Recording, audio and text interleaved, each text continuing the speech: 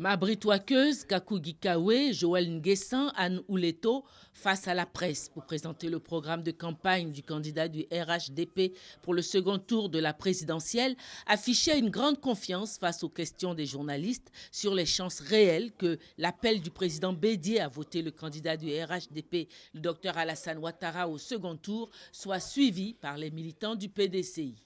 La base du PDCI est-elle en phase avec le mot d'ordre du PDCI, RDA et du président Arikona Bédié? Je réponds par l'affirmative, oui.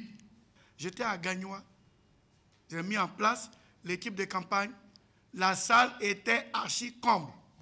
Les militants ont dit, c'est Houphouët-Boigny, on s'en a voté. Parce que les gens veulent effacer les traces de Houphouët-Boigny.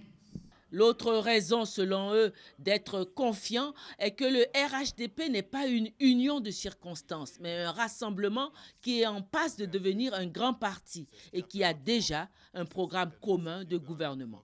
Ils ont néanmoins, au nom du RHDP, déploré la survenue depuis quelques jours d'actes de violence dans le climat d'élection que tout le monde souhaite apaiser.